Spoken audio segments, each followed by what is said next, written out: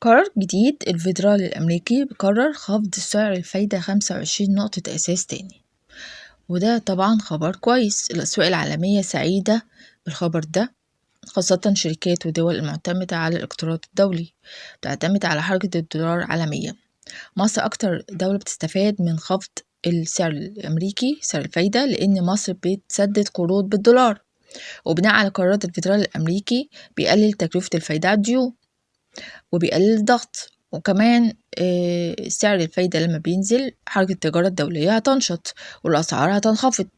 ومصر كمان عشان بتستورد سلع 70 أو 80 مليار دولار سنويا، طبعا الخفض ده في الأسعار السلع عالميا بيتأثر بسعر الفايدة الأمريكي، وهنوفر مليارات الدولارات في السنة.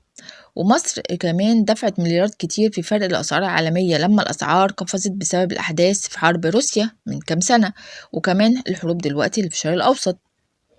خفض فايدة الفيدرالي الأمريكي بينعش الأسواق، بينعش أسواق سندات المصرية، أي إن خفض معناه تحريك رؤوس الأموال وخاصة الأموال الساخنة، يعني مش هتستمر في السوق الأمريكي بسبب ان الفايدة نزلت، هتتحرك هتروح للأسواق الناشئة أو الأسواق النامية زي السوق المصري، ويعمل انتعاش في سوق السندات وأذون الخزانة المصري، وهيزيد من المعروض من الدولار في السوق المصرفي.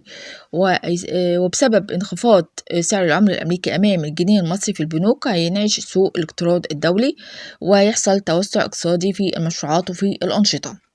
وكمان البنك المركزي المصري هيخفض الفايدة في الفترة القادمة بعد تراجع التضخم اللي حصل، وبكده الشركات هتشتغل وهتمول مشروعاتها، وكمان المشاريع دي هتنعكس على المنتج النهائي والأسعار هتنزل، وده طبعا خبر كويس.